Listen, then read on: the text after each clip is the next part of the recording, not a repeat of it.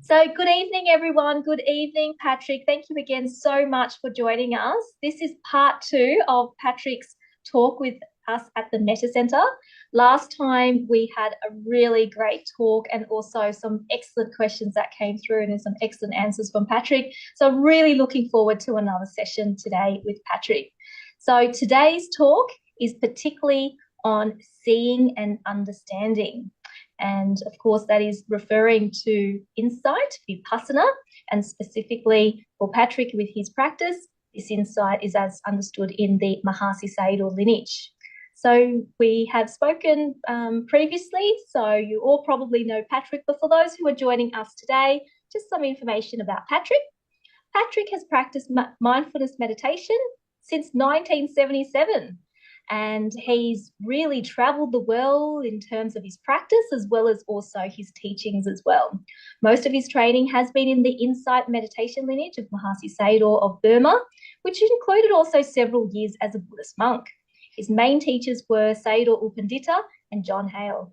He also trained in the Diamond Sangha lineage of Zen, where his teachers have been Robert Aitken Roshi and also Paul Maloney Roshi.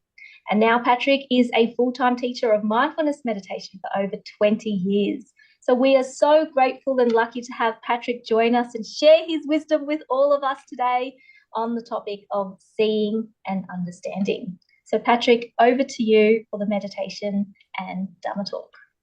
Okay. How long do we meditate for? That is totally up to you. So it could be 10 minutes, 15 minutes, however you feel. No, keeping in mind that about 8 o'clock we will stop for the talk, for the question and answers. Okay. And 7 o'clock your time now. Yes, it is. And you want question and answer starting at 8? Yes. Yeah. Hope that's not asking for too much. We'll see what we can do. Let's go with the flow and see. Thank you. So let's compose ourselves for the meditation. The main thing is sit comfortably and relax. Keeping in mind that what we're going to do is to be aware. And if there's anyone among you who is currently not aware, please raise your hand. No hands raised. You are already aware. For example, are you right now sitting? Do you know you are sitting?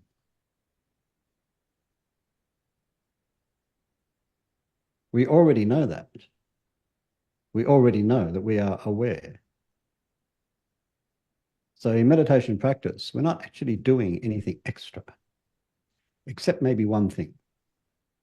We're remembering that we are aware, because we do tend to forget. So we give ourselves something to be aware of. Let's call it the meditation object. And then we just breathe, relax, and be aware.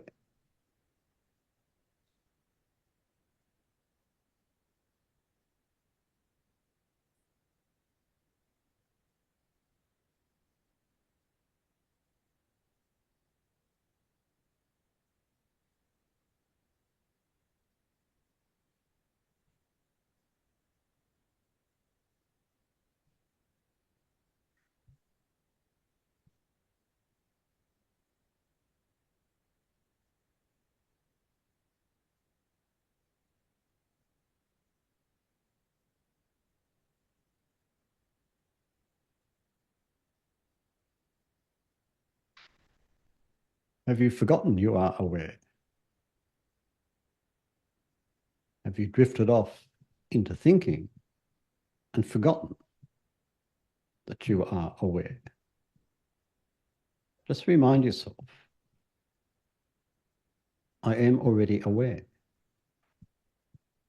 There's nothing extra to do. Just notice, I am already aware.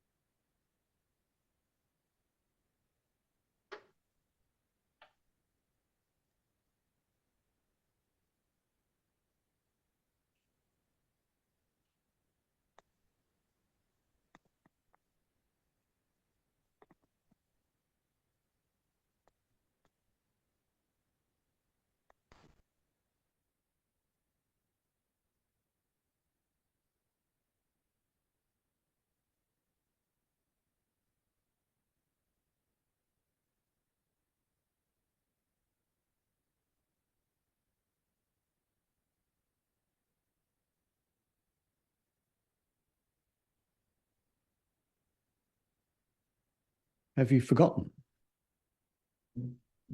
Just to remember, I am already aware. And as you remember, you might ask yourself, and what I am aware of, is it the same now as before? Or has it changed?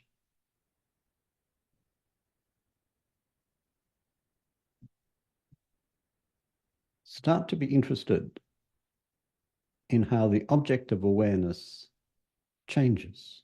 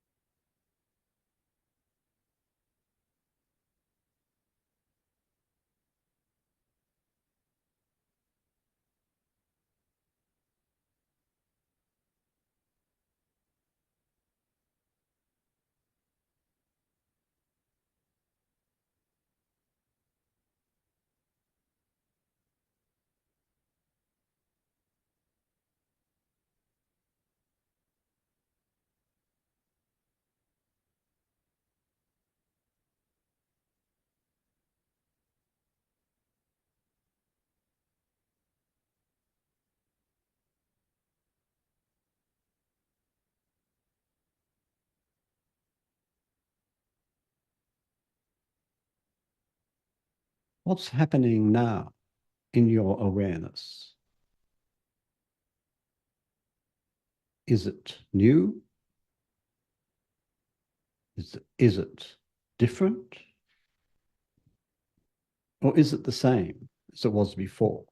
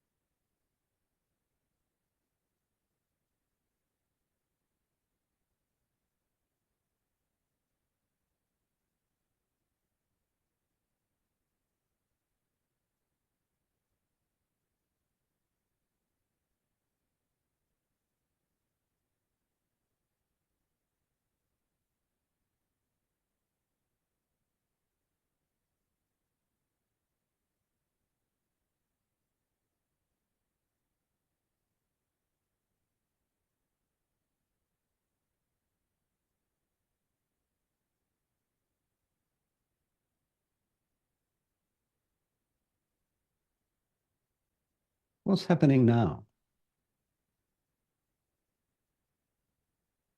Is it the same or is it different?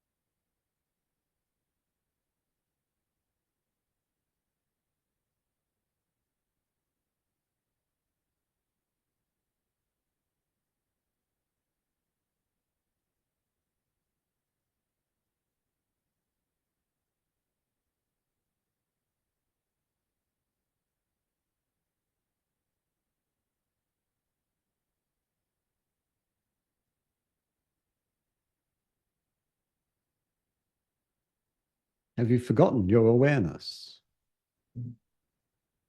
What happens when you remember it? I am already aware. There's nothing extra to do, but just notice I am already aware.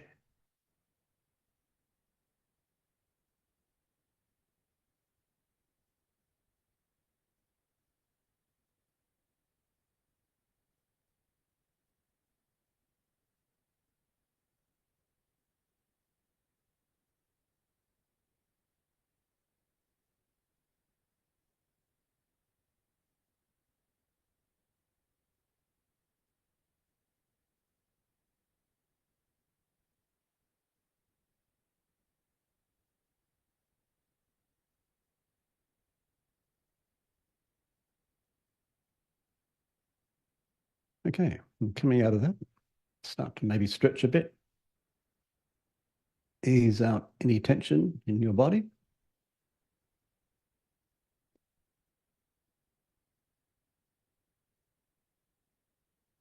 And we can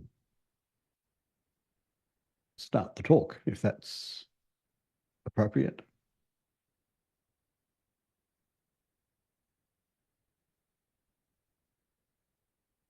Okay.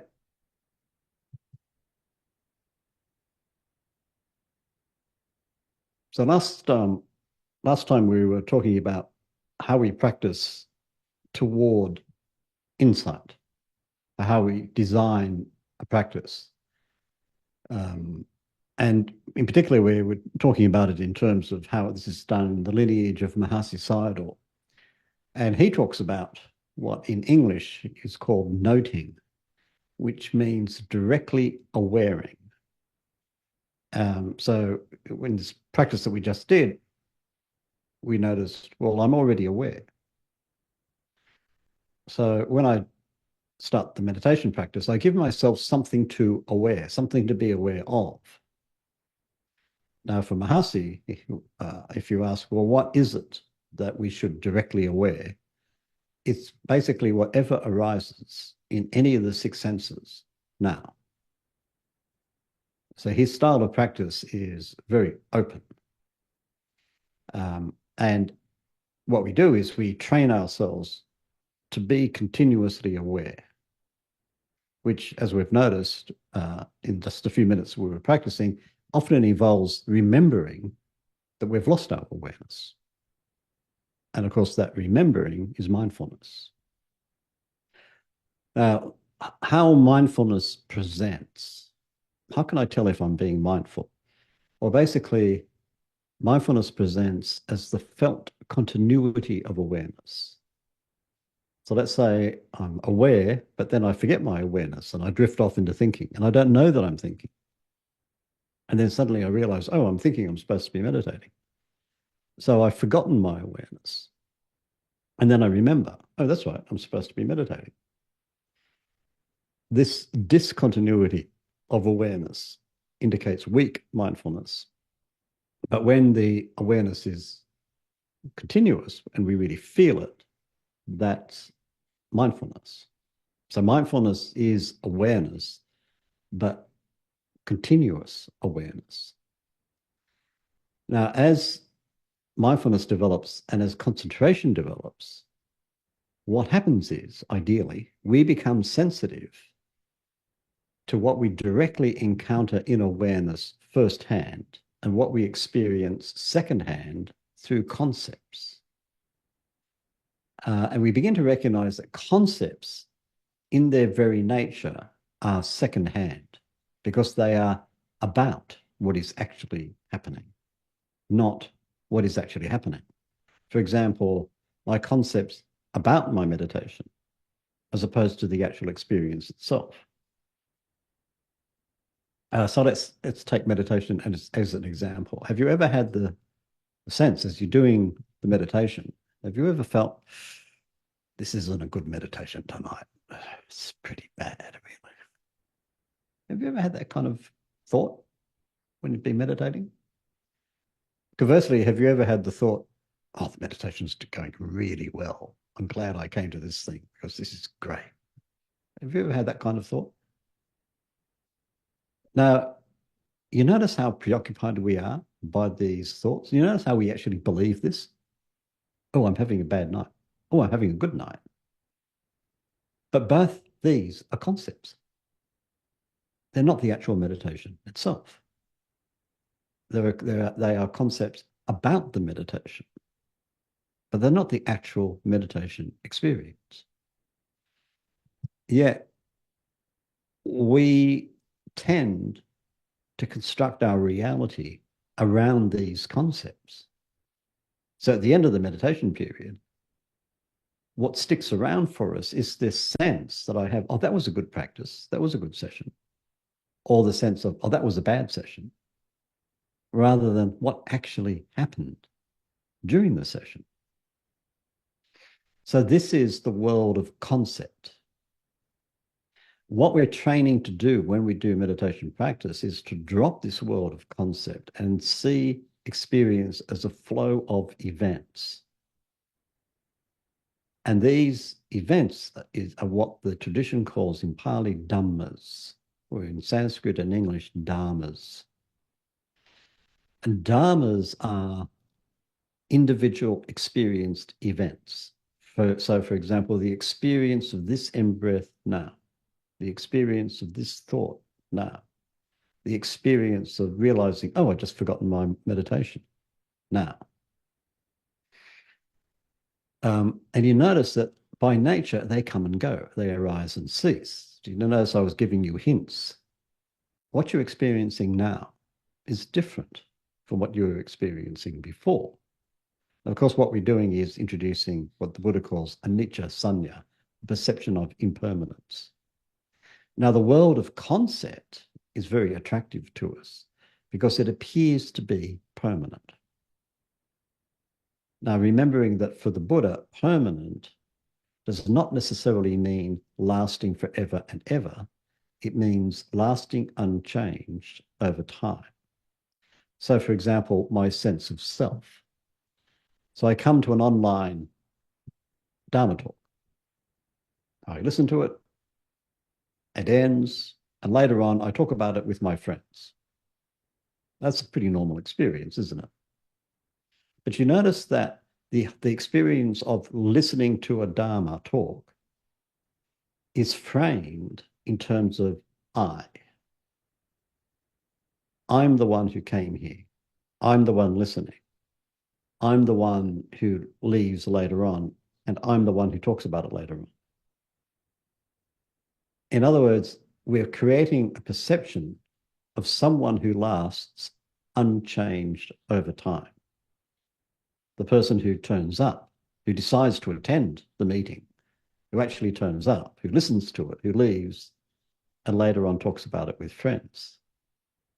And we assume this I is real.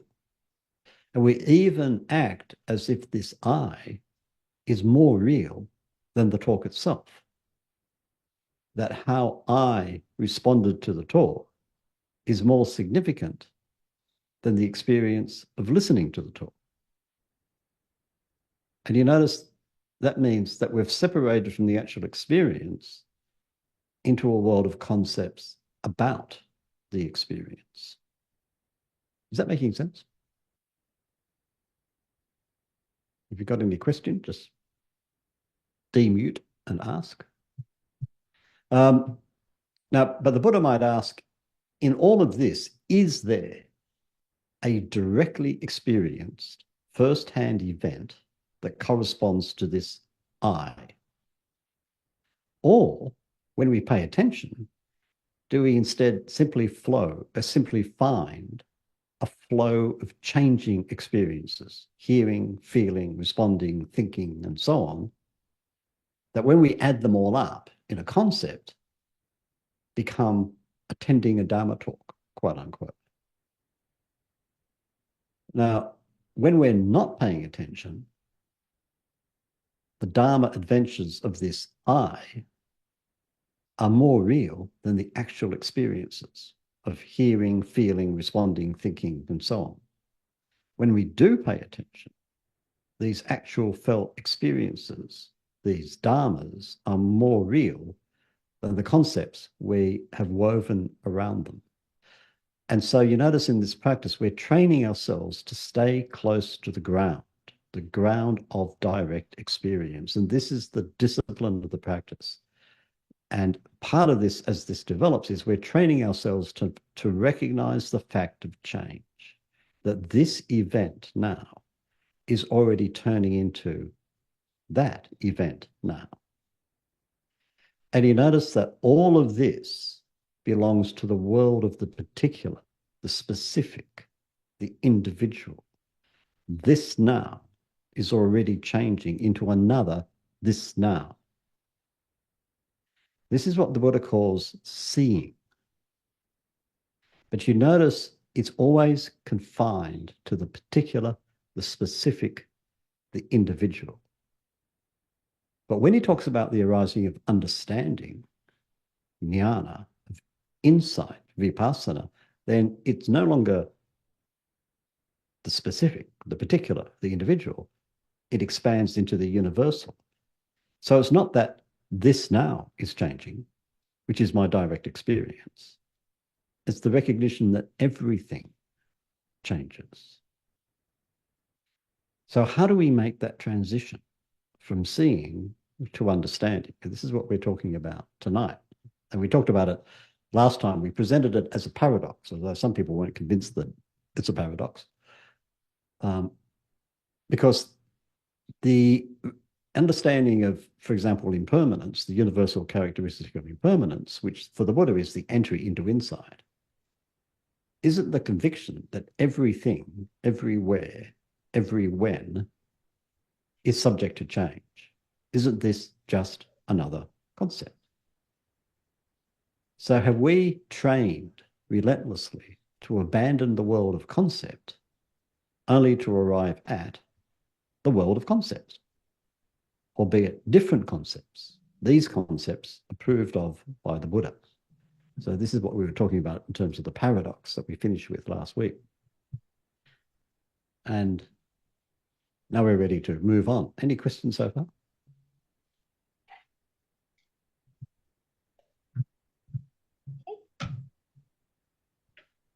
Okay, I shall move on.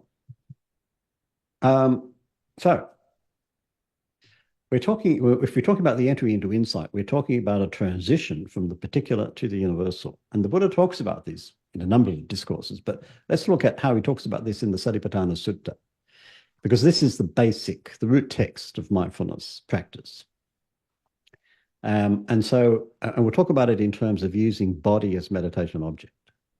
So he begins by saying that he summarizes the practice. He says, here a practitioner surrendering longing and sorrow for the world lives tracking body as body, ardent, clearly understanding and mindful. So tracking body as body. What does body as body mean?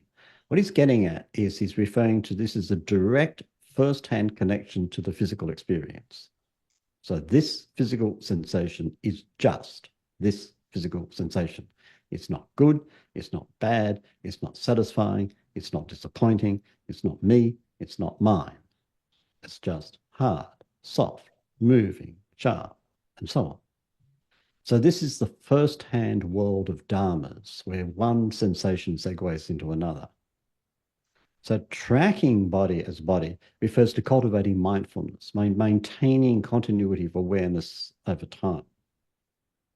Surrendering longing and sorrow for the world refers to the work of dropping again and again our slide into the world of concepts and the emotional entanglements and the responses that arise from taking this world of concepts as real and living within it rather than direct experience. So this is the basic practice that we've been talking about and that we've been doing. Now, at the end of the section of mindfulness of body, we come to the insight chorus. There are essentially 13 different modules in this discourse, each one of which describes one particular aspect of the practice. And after each one, the Buddha opens up into insight. Now, this is what he says at the end of the first section when he's talking about body as meditation object. He changes the language. He says, the practitioner lives tracking the nature of arising as body, or he lives tracking the nature of ceasing as body, or he lives tracking both the nature of arising and the nature of ceasing as body. Now you notice that the language has changed, and with it the practice has changed.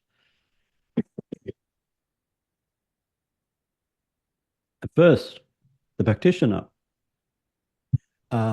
is noting body, in other words, physical experience as it comes and goes, as it arises and ceases. Now, she's noting the nature of arising and ceasing as body. So what's going on?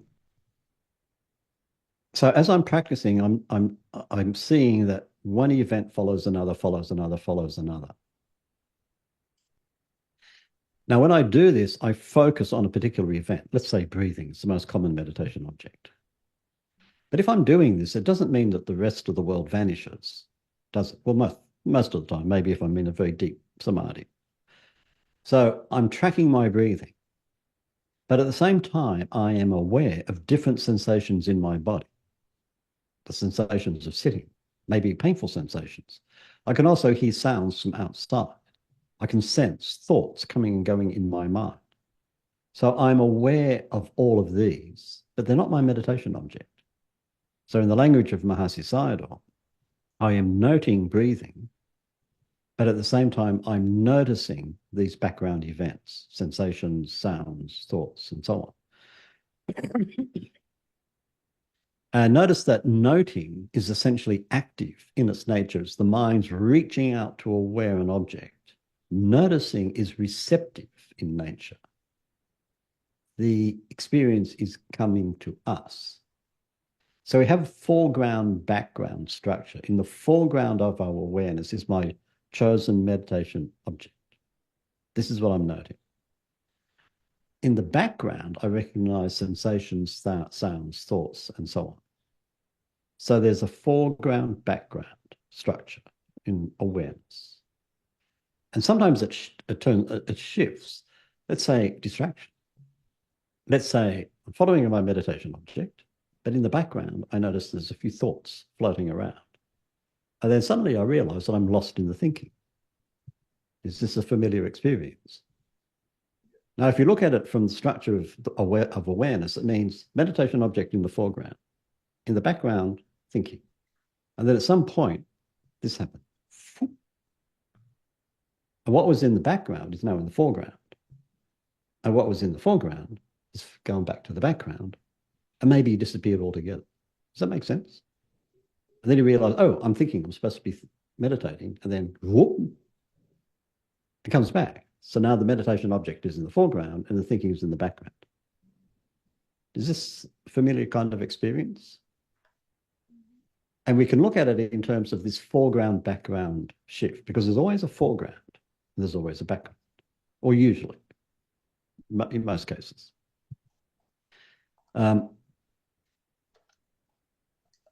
So what the Buddha is talking about here is a foreground-background shift. The practitioner lives tracking the nature of arising as body, or the nature of ceasing as body, or both the nature of arising and the nature of ceasing as body. In other words, he is describing a shift in the practice. At first, there's a meditation object. I'm tracking the meditation object. And I notice that it changes. The meditation object changes. The mind that's doing the meditation changes. The body that's doing the meditation changes. Experience is changing. So foreground, meditation object. Background, oh yes, and it's changing. What the Buddha is talking about here is when suddenly, whoop, there's a shift, and I realize actually what my meditation object is the fact of change itself. And it's happening to this, to my normal meditation object and to the various distractions. So foreground, background. At first, I'm tracking a meditation object and I notice that it changes. Tracking, I'm noting, I'm actively working on a meditation object and I'm noticing this is receptive. Oh, yes, and things are changing. And at some point, what I'm noting is the fact of change. And I'm noticing it happens to this and it happens to that and it happens to something else. This is the entry into insight, in particular in terms of the perception of impermanence, which is the kind of the standard way that the Buddha talks about it.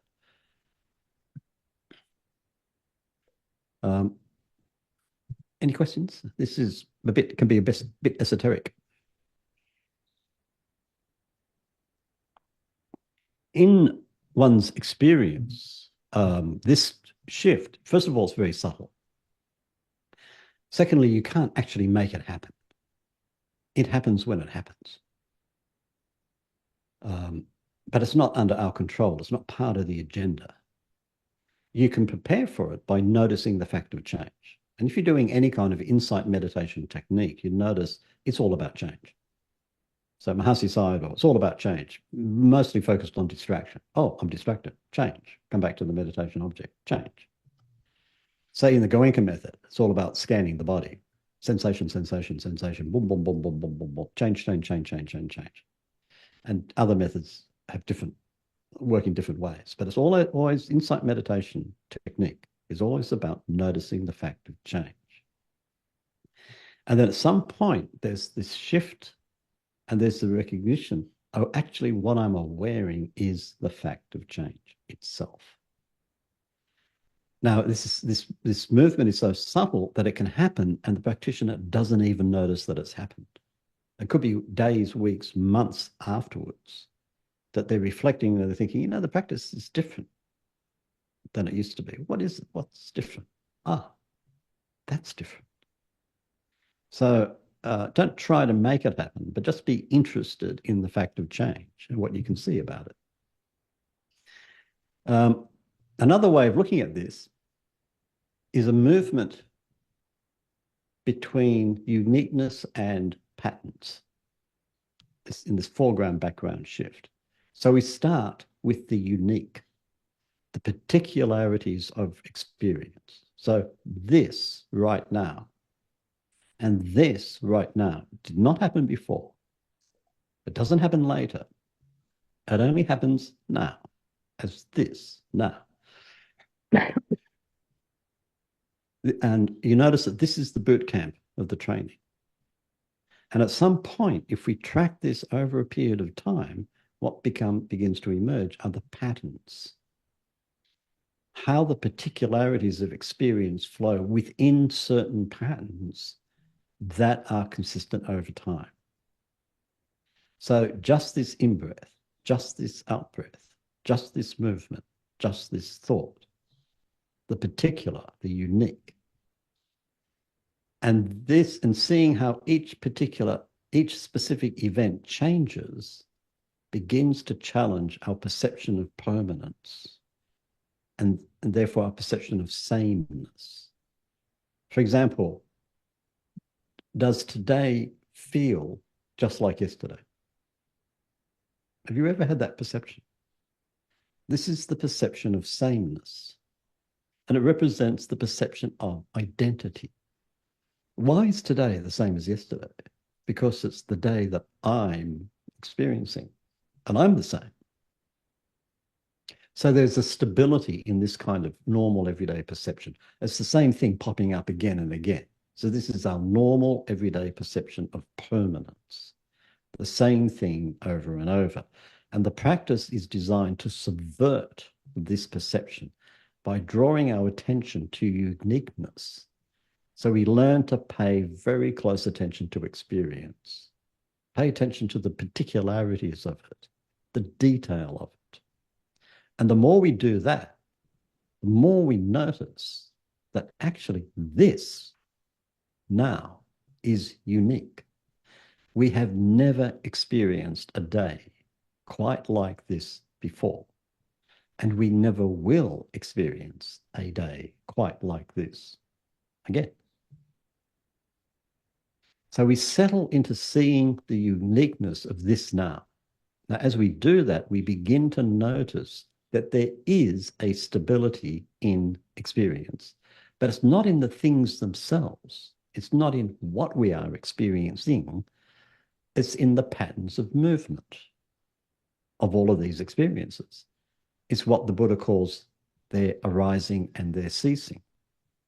So it's not that this experience now is the same. It isn't. It's new. It's unique. But there is a regularity in the patterns of its movements, in how it arises and ceases.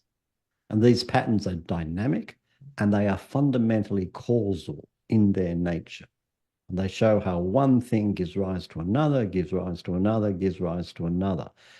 In other words, it's not the irregularities of identity, of sameness, it's the regularities of causation, of conditionality. This, of course, we enter into the world of what the Buddha calls dependent arising. It's rather like the weather. So our experience of the weather right now, right here, is unique. But the patterns of hot and cold, wet and dry, night and day, they endlessly reproduce themselves. And this is what the Buddha is getting at when he talks about the nature of arising and the nature of ceasing. He's talking about the general patterns of experience. So we start by having the meditation object at the center. We're studying it. We are noticing its changes. And then at some point, there's this shift. And we realize that what we're actually looking at are the patterns of change as they appear and as they dance through this particular experience of our meditation object. And again, this shift is subtle, and it's not something we do. We do not do insight. Insight happens. Insight is not part of our agenda. It arrives, as it were, from outside as grace. We cannot make it happen. It just happens. Or alternatively, it does not happen. all we can do, quote unquote, is set up the conditions that make insight possible or even likely. The first time I heard about this was my old Zen teacher, Robert Aikenroshi. He used to say that meditation does not produce insight. Insight always comes about as an accident, but meditation makes us accident prone. That makes sense?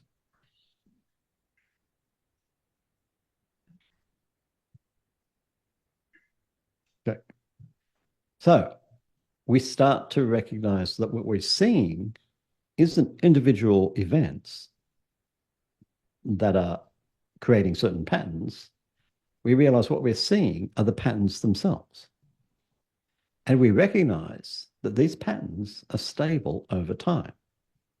So it's not that just this experience right now coming and going according to conditions. It's understanding that all experience comes and goes according to conditions. So we've moved from seeing this, the particular, to understanding all of these, which is the universal. And the Buddha talks about this understanding as inferential. He talks about, in Pali, it's anvaya jnana, understanding regarding inference. But it's important to recognize that inferential understanding does not mean thinking about. It's a felt recognition that while the individual events that come and go are unique, each event arises only in the present. The patterns that present each individual each individual event, these patterns are universal and they extend over time. So let's talk about impermanence. We begin with the event itself, this event right now. And we see that this event has a beginning and an end. And then we understand every event has a beginning and an end. And it becomes very obvious because if events did not begin, we would not experience anything.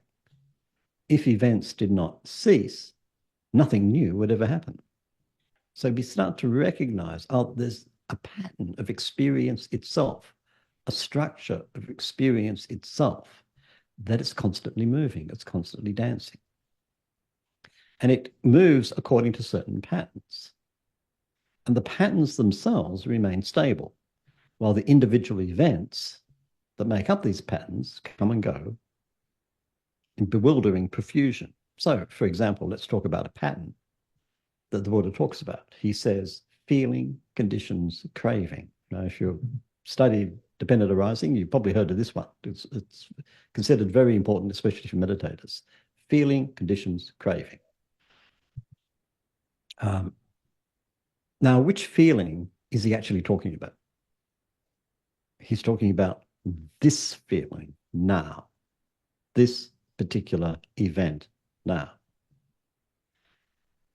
And what does he mean by craving? This particular sense that I have to respond to this feeling right now.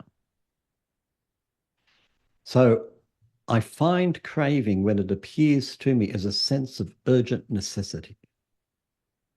I've got to do something. And I've got to do it now. I've got to have something. I've got to have it now. Let's say you're calmly minding your own business and meditating, and suddenly a thought pops up. And it's kind of there in the background. You're noticing it. You're not noting it. You're staying with the meditation object, but then you kind of notice that this thought, it's got a bit of a pull to it. And you realize, I've just got to finish this thought off, and then I can get back to the meditation. Have you ever had that relationship with thinking? I just got to finish this thought, and then I'll be able to meditate. This relationship is craving, this sense of urgent necessities. I've just got to do this. Then I'll be okay. I've just got to scratch, and then I can meditate. I've just got to move a bit, and then I can meditate. I've just got to change this, and then it'll be okay.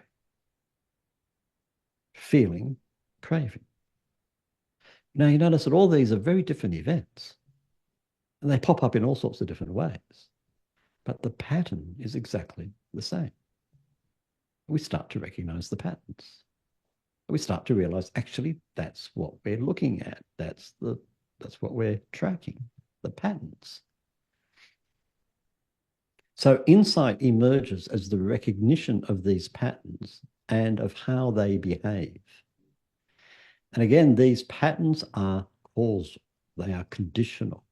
They bring into existence certain individual events and not others. So, for example, the conditionality between feeling and craving is a very interesting one. If there is craving, all instances of craving are brought into existence by feeling. There cannot be craving unless there's feeling.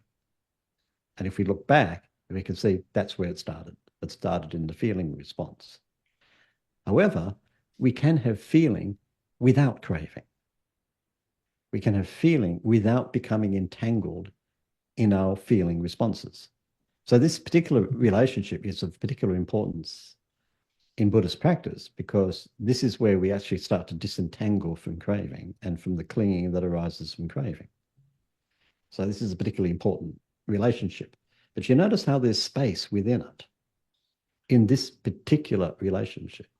Then you have other relationships in which there's less space. For example, the Buddha says contact conditions feeling, feeling conditions craving. Well, contact is the immediacy of experience, the moment when an experience arises. And the Buddha says when an experience arises, feeling is there. In other words, we're already responding. And that relationship is completely tight. You cannot have an experience without feeling. Even a Buddha, when he has an experience, he has feeling. It's locked in, that relationship. But the next relationship, feeling conditions craving, that's not locked in. That's deeply habitual. And we go through it again and again and again, but it's not compulsory. There is space there, so we can start to play with it. So we're starting to see the patterns of experience. We recognize that all of these patterns, what they all have in common is change. The universal characteristic of change. Now, we're not there. We cannot see every individual instance of change. But what we can see are the patterns of experience. The experience is structured in a certain way. Its feature is events come and go according to conditions. And we start to understand that. We're not seeing it, all of it, because we can only see what's happening right now. But we're understanding the opening up into the universal. And of course, with that understanding of the fact of change is the fact of dukkha, the fact that we can't control the universe, and not self, that there's no one here who's in charge. But we don't have time to go into all the detail about this. But the whole thing starts to open up. But where it opens from is this movement from the particular to the universal. And for the Buddha, the way he talks about it, what he emphasizes in particular is the perception of change. That, for him, that's the gateway. It's not the only gateway. People are different. Some people enter into this universality via dukkha, and some people enter via not self. It can happen in all sorts of ways. But change is the obvious one. So for most people, and it's the one that we can do something about, because we can structure our meditation practice to get us to see change, to recognize it, to notice it, to bring our attention toward it. So I often tell my students that as practitioners of insight, our job is to become connoisseurs of change. We really start to appreciate it and to recognize it in all of its different flavors, because this is a doorway into understanding. Okay, I think that's it. It's a bit dense, for what to do. Any questions? Yes, thank you, Patrick. We do have some questions that have come through online. Some of them were sent to me privately, but also anyone who has any questions, you're welcome to put up your hand, unmute yourself, or you could also pop your questions into the chat. So, Patrick, we've got some questions and comments. Maybe I'll start first with the comment. We have someone commenting about this, and if you wanted to add anything, you can. Everything is changing. World turns as we age. Change is the constant in patterns or cyclical way. Mm. And actually, as you get older, it becomes increasingly obvious. Yeah. When you're young, you can pretend it's not really happening. But as you get older, it kind of gets harder and harder.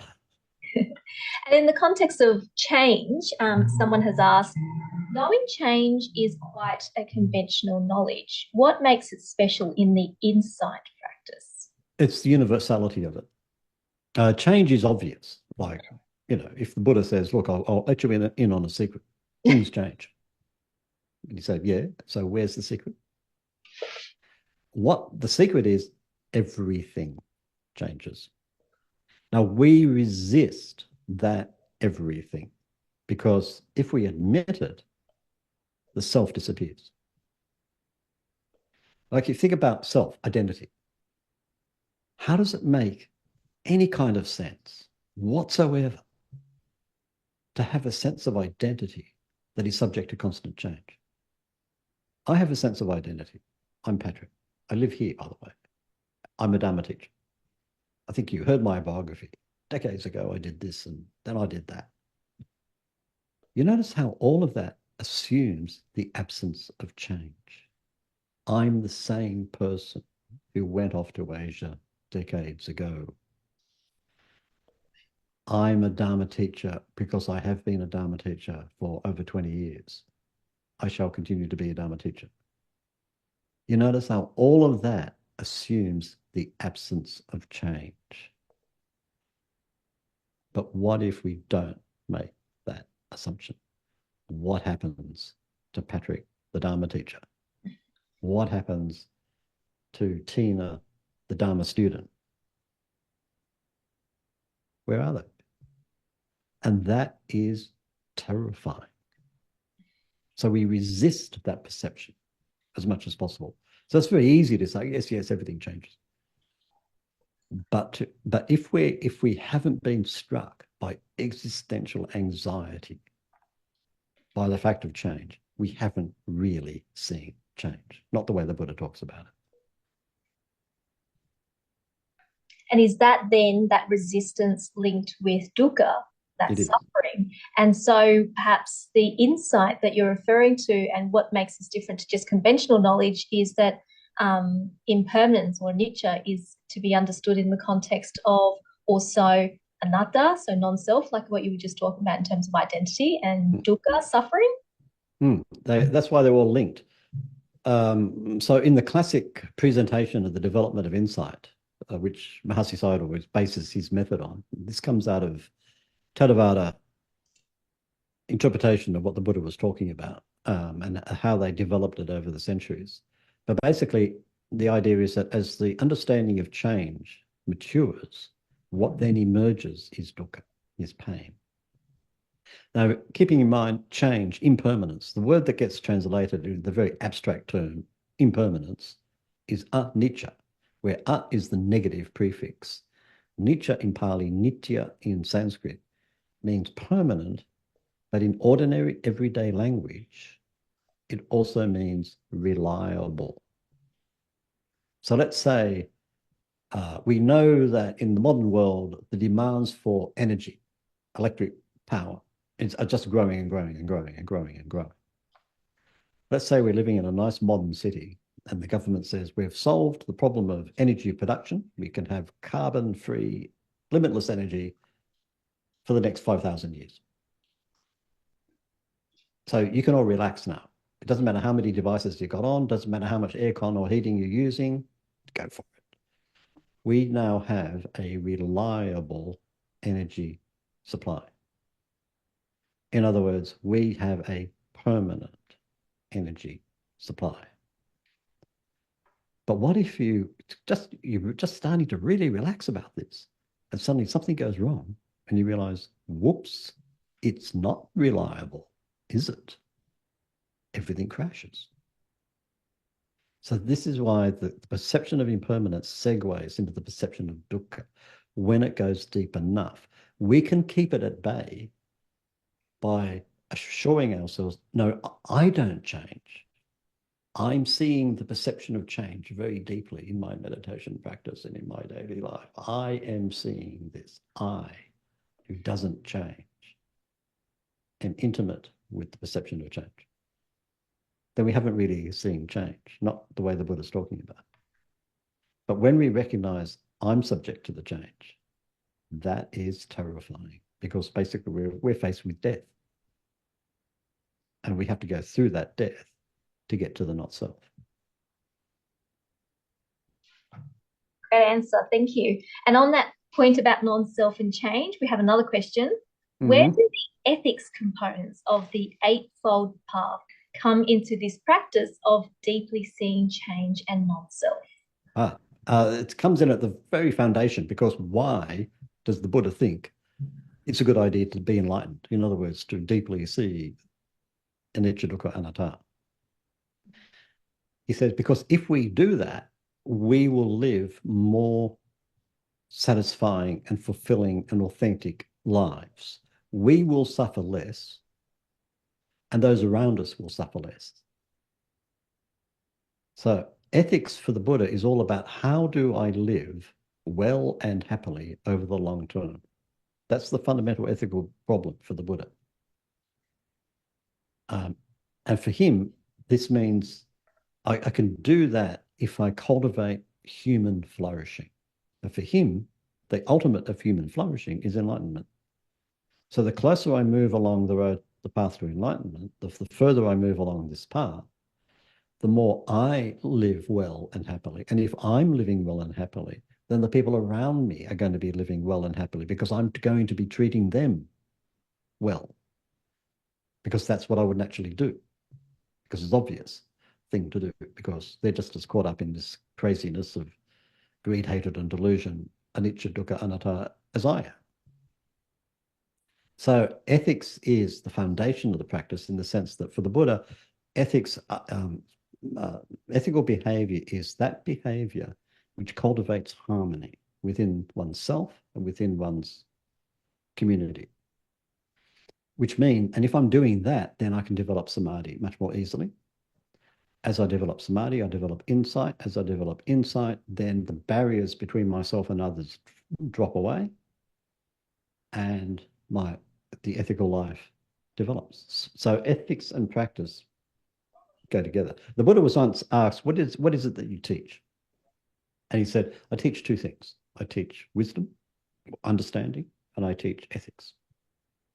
Interesting that he didn't mention meditation. But then he said, ethics and understanding go together like two hands. If you're going to wash your hands, you need both hands. If you've only got one, you can't clean them. So ethics and wisdom are like this. And I think meditation, he didn't say this, but I think meditation is the interface. It's this actual movement between them. So for the Buddha, ethics and wisdom always go together. Ethics and understanding always go together. If someone claims understanding, but they're living unethically, then they're mistaken. They don't have understanding, not the understanding that the Buddha is talking about. So ethics is really important. It's at the absolute center of the whole thing. Okay, thank you, Patrick. Okay, and someone has said, all this talk of impermanence and suffering sounds a bit negative. Where is the light at the end of the tunnel? Oh, there isn't any. It's all darkness. It's all gloominess. No, well, where was the light at the end of John Hale, who's one of my main teachers, he was berating me one day. He thought I was taking things far too heavily. And he said, it's about enlightenment. You're supposed to get lighter, not heavier. Basically, the deeper you go into the characteristics, the less seriously you take yourself, because there's no one there to be taken seriously. And in fact, I like to talk about the understanding of not self as basically Buddha's joke, where not self is the punchline. And one of the indicators that someone has understood not self is precisely that they do not take themselves seriously. If someone takes themselves very, very seriously, they haven't really got it. They haven't really understood not self. Because I think there's someone there to be taken seriously. Dharma is very, very important. It's probably the most important thing in human existence. It is so important. It's far too important to be taken seriously. And that's why I like to say to my students, when you meditate, play. Don't take it seriously. Play. Great. Thank you, Patrick. Okay, someone has said, thanks for sharing about the link between feeling and craving. So based on that, how do we deal with pain in meditation? I recognize pain for what it actually is, which is, well, are we talking about physical pain or psychological pain? Let's talk about physical pain because it's simpler. So let's say I'm sitting, I'm holding the same posture, it starts to hurt. What to do? Well, I've got pain. How do I know that I have pain? What tells me that this sensation is painful as opposed to that sensation, which isn't? Well, the difference is aversion. For this sensation, there is aversion in the mind. Aversion is the movement, I don't like this. I want this to end. It's resistance. It's the hardening of the heart. I don't want this. Where we have aversion and we have sensation, we have pain. If you take away the aversion, we don't have pain. We just have sensation. So in the practice, what we do is, first of all, we directly aware whatever is predominant. Now, if it's a strong sensation, well, that becomes the meditation object. That we may notice that there's an agitation in the mind that's developing. Well, this is not the sensation. This is the aversion. This belongs to the psychology. This is the resistance to the sensation. And then this becomes the meditation object. So we're looking at the mind itself, not the sensation. And so sometimes it's possible to separate out the response of resistance, aversion, from the sensation. When that happens, pain disappears, which is very interesting. And then when we identify with the aversion one more time, back with pain again. So we can work with pain and notice that it's not as solid as we thought it was. That there's much more dynamic than we assumed, particularly with psychological pain. But of course, you've got to be sensible about it.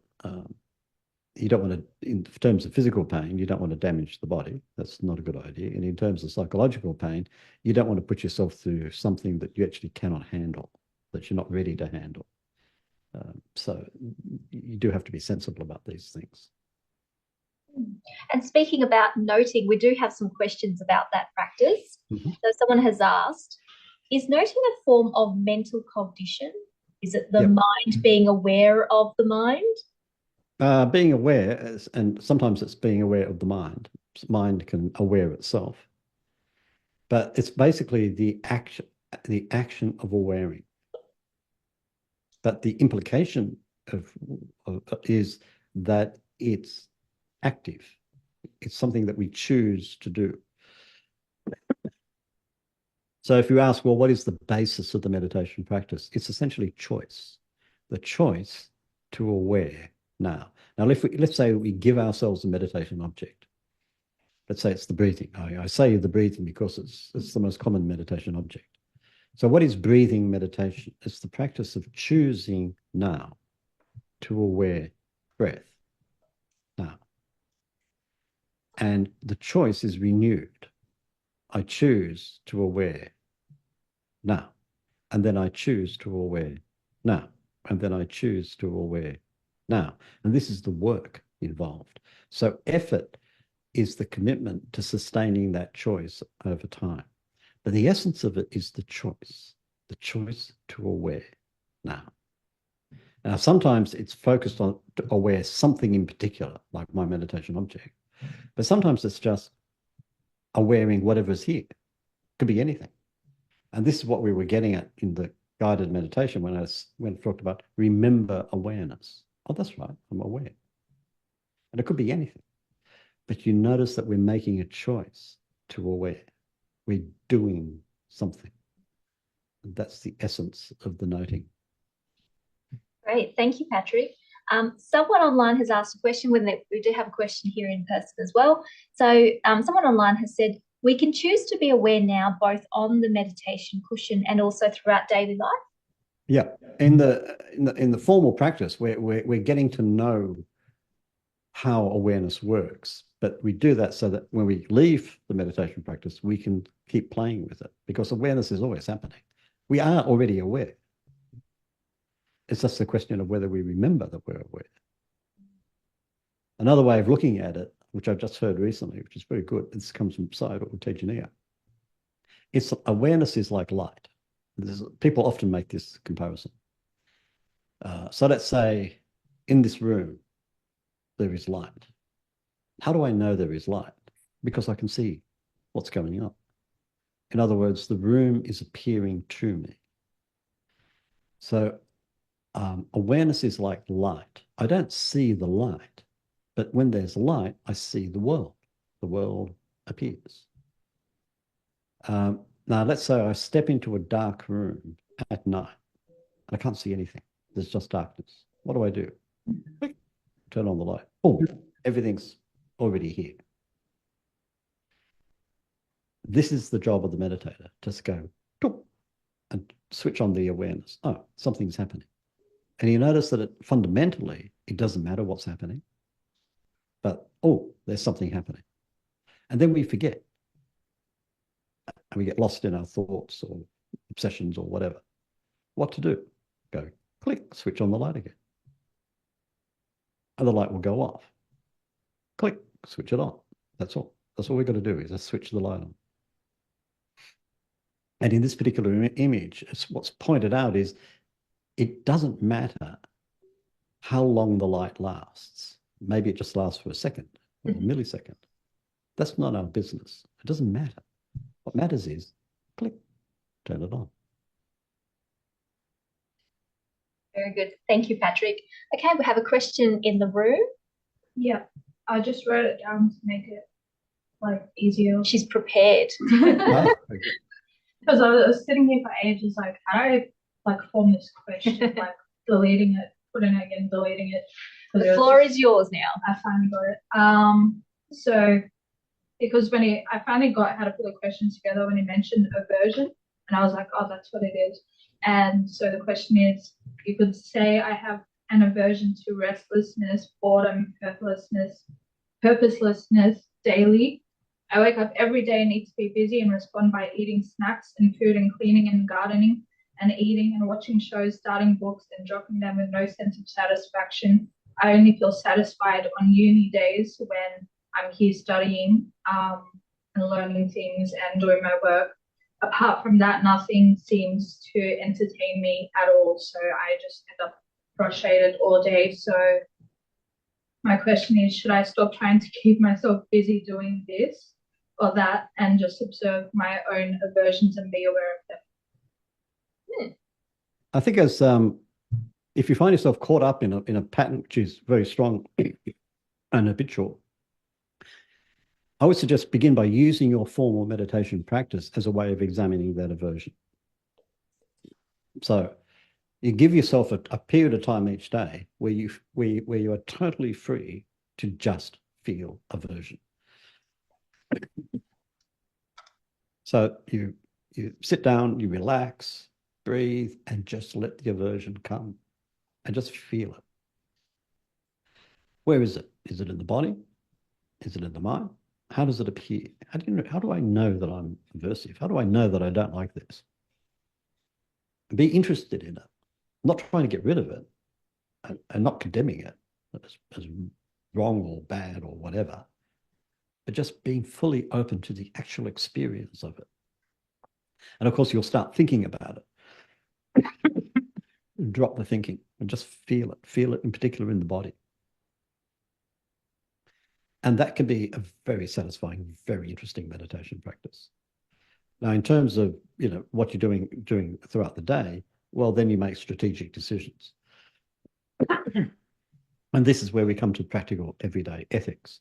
Like, how do I feel better if I give myself something kind of constructive or useful or satisfying to do?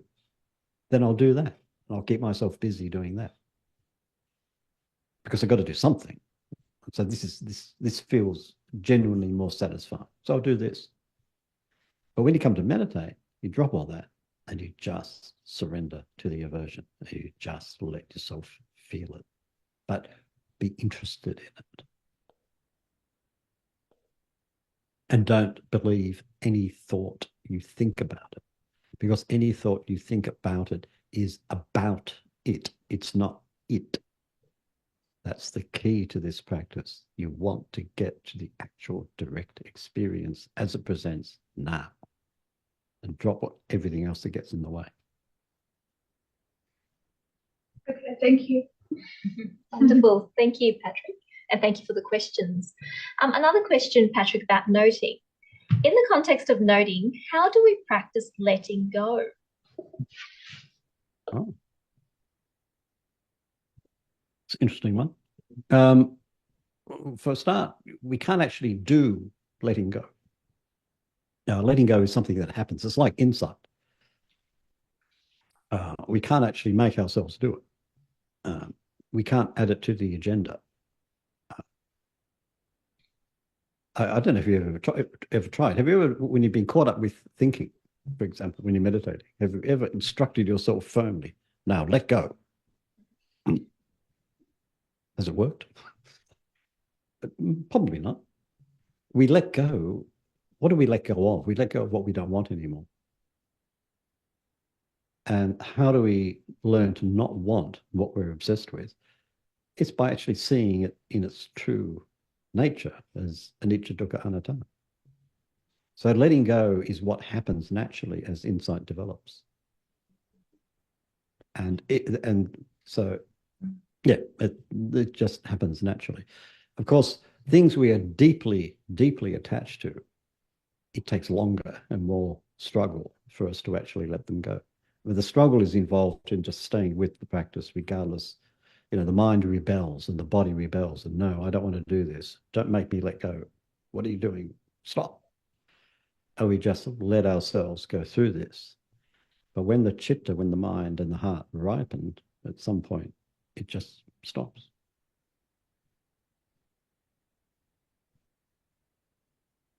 Beautiful. Thank you, Patrick. Another question. What is the role of the jhanas in the practice of insight or vipassana? Jhana is just a way of describing what happens to the chitta, to the heart mind, as concentration develops.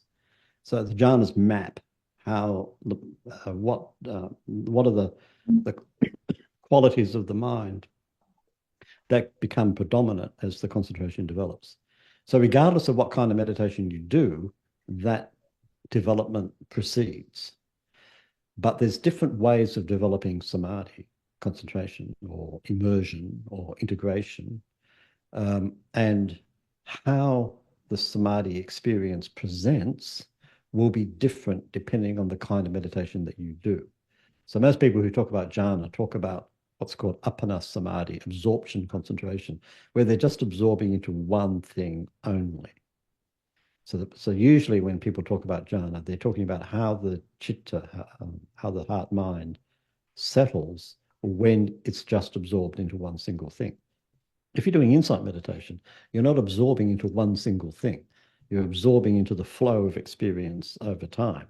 So you do also get the absorption, and the same factors are involved, but the experience of it is quite different. But then there's huge debates. Is that jhana? Is that not jhana? Is there one kind of jhana? Is there lots of jhanas? And it gets very complicated. I'm sure there's a PhD in there somewhere. And perhaps the next question is also a PhD topic. I don't know. How much jhana is required for right samadhi in the Noble Eightfold Path? In the Theravada tradition, in insight meditation, again, insight meditation, the degree of jhana that you need to attain the first stage of awakening is the first jhana. And the degree of jhana you need to attain the second stage of awakening is the second jhana, and so on. Hence, 4 jhanas, 4 stages of awakening. This is the classical Theravada orthodoxy way of looking at it. Basically, you need a goodly amount of concentration power, because otherwise you can't get deep enough. And this is a major barrier for meditators, especially in the modern world, because our minds are very, very disturbed. Especially, I mean, compared to the Buddha's time, they're ridiculously disturbed.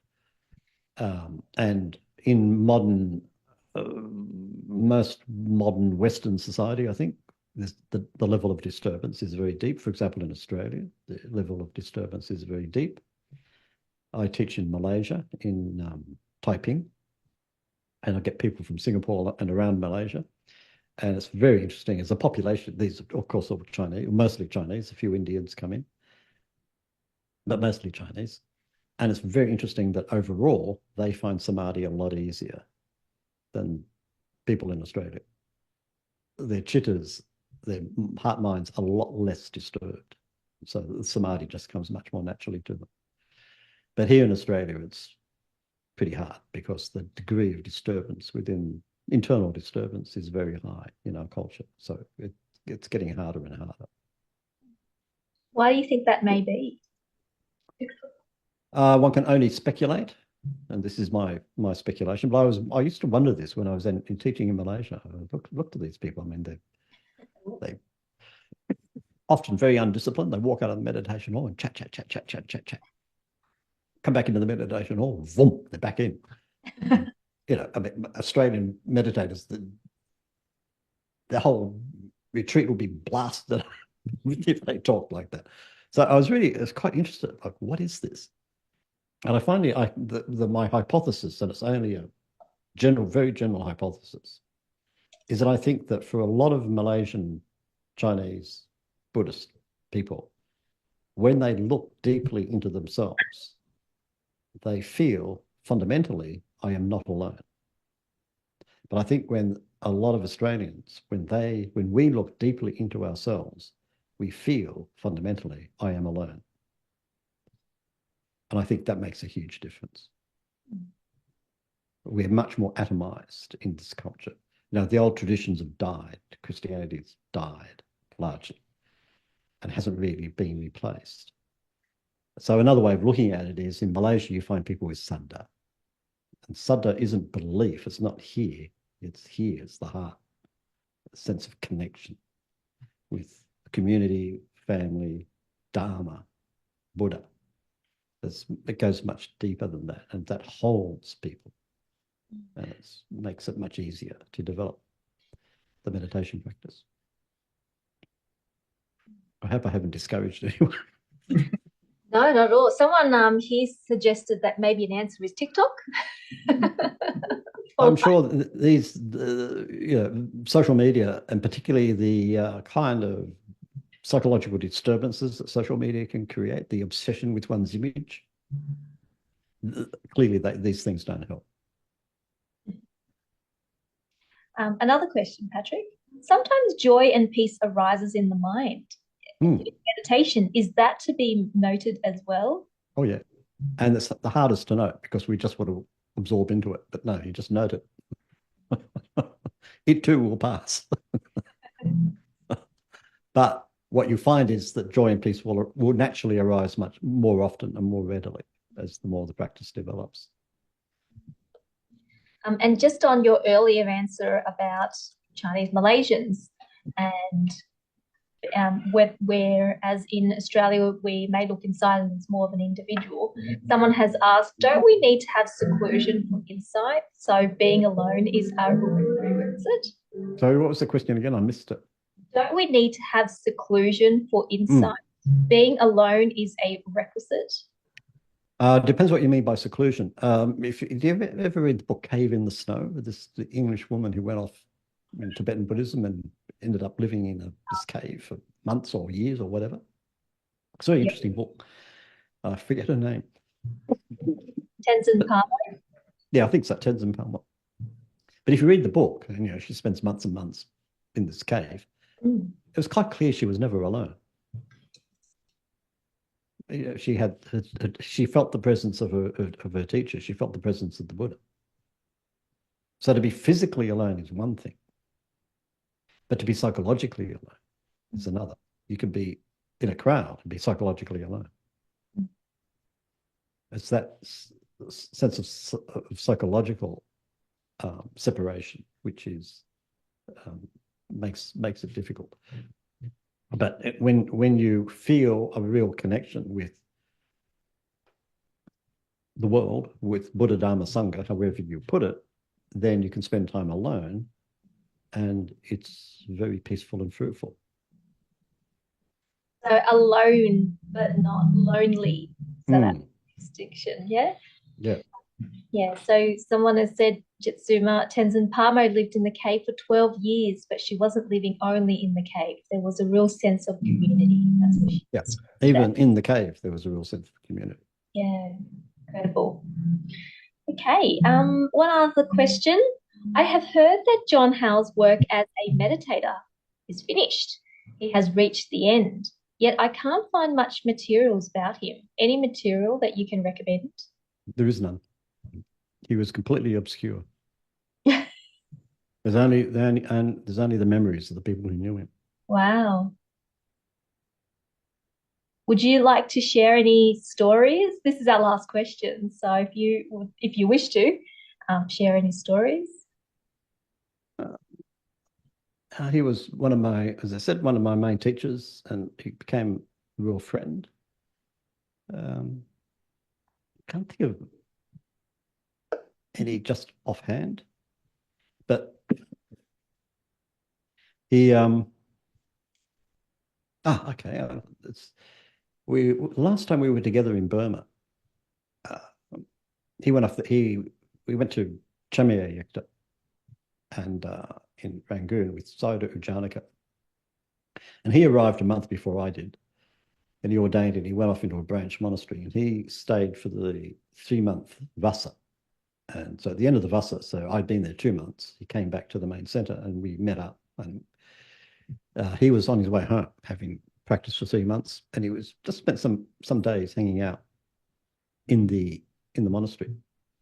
And I used to hang out with him, and as many people as possible did, because he was somehow very attractive. People just wanted to spend time with him. And one time I was having a chat with him, and I said, look, in terms of this insight, the 3 characteristics, anicca, dukkha, anatta, it seems that I've drawn the short straw, because whenever I pay attention, all I can see is dukkha. And it's, really getting it to be a drag. Am I stuck with this for my whole life, or does it change? And his response was very interesting. He said, it does change. And he talked about himself, his own experience, which is very unusual for John. He said, for me, impermanence just passed me right by. But for many years, what was obvious to me was dukkha. But now, what's clearest is not self. And it suddenly hit me, that was the difference. That I'd noticed there was a difference, but I couldn't put my finger on it. But it's true that for many years, he was the personification of dukkha. Not that he was miserable, but that he felt the pain of samsara. And it was very vivid to him. And it came out in the way he presented himself and presented himself in the world. But when he came back from that last retreat, I realized that was what was different. It was like he wasn't there anymore. He disappeared. That was the difference. But it was very, very subtle. He just wasn't there. Wow. And it was clear that not self was now predominant for him. Well, on that note, thank you so much, Patrick. That was an incredible session. Can I invite you to close the session however you wish to, whether it's with a closing prayer, dedication of merits, or some word of encouragement for all of us? Sorry, I was distracted by looking at a chat. What shall I do? Very distracting. Hi, Patrick. It's really good to see you again. Not sure if you noticed. Last time we saw each other was in 2006, 18 years ago at the Nature Conference. You seem to have defied impermanence because you have barely changed. I'm much fatter than I was. You can't see it from here.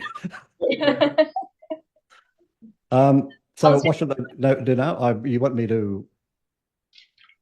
Yes. So Patrick, I'd like to invite you for any way you wish to close the session with a dedication of merits, a closing prayer, or just some words of encouragement, however you like. Let's try the dedication of merits. Now, when we talk about merits, what are we talking about? We're talking about punya, which means power, auspicious power, or power for good. And the basic idea is every action has power. And this is the teaching of karma. But some actions have turbocharged power for good. And this is punya. So the English word merit doesn't quite cut it, because especially the way it's used, it's like I can accumulate merits and I have a kind of merit bank account. And maybe I can have black marketing merits. I can buy and sell them on the stock exchange. But really what we're talking about is the power of our actions and the practice of coming together and practicing together and listening to Dharma and questioning Dharma and thinking about Dharma and trying to apply Dharma to our lives. This is punya. It's very powerful. And it's very useful to recognize that power, to allow oneself to feel it, and then to take it out when you leave the meeting. And this is a power that can transform our lives. So it's very significant. So don't take it for granted and use it wisely and well. Thank you. Thank you. Thank you, Patrick. And for those who are online, I have just shared a link to Patrick's website, as well as also if you would like to make a offer of dana, a gift of donation to Patrick. He hasn't asked for this, but I think that it would be really special and lovely for us to support Patrick, because he is a full-time Dharma teacher and he lives on dana. And so if anyone would like to make that gift, I would encourage you to do so. And the bank account details are in that link. And for those who are watching this on YouTube later, we'll also put that link in the description below. For those who are here in person, we will also give you that link and also share it on WhatsApp. So just want to make some short announcements. We have a number of really awesome events coming up that we're organising. This long weekend, we will be having a 9-day retreat at Blue Mountains, and it will go starting on Friday all the way until the following weekend on the Sunday. So we still have spots if you would like to attend. We also have a Bhutanese Cultural Festival on the 13th of April. It's going to be awesome. It's going to be in Parramatta. It's a one-day event. It's completely free. And we have Bhutanese performers, as well as also His Holiness Gangtan Tulku Rinpoche, who will be coming all the way from Bhutan for this very special event. We also are organising a pilgrimage to Sri Lanka at the end of the year. That's going to be pretty cool too, including a 10-day retreat at the monastery in Sri Lanka before the actual pilgrimage. So we have our regular sessions, Monday meditations, Tuesdays yoga, and Wednesdays these very special talks. You're all welcome to join. If you want to know more about what we do, check out our website, follow us on Facebook or Instagram, and also if you'd like to join our email list or WhatsApp group, you can as well. So many ways to be a part of this Metta Centre community.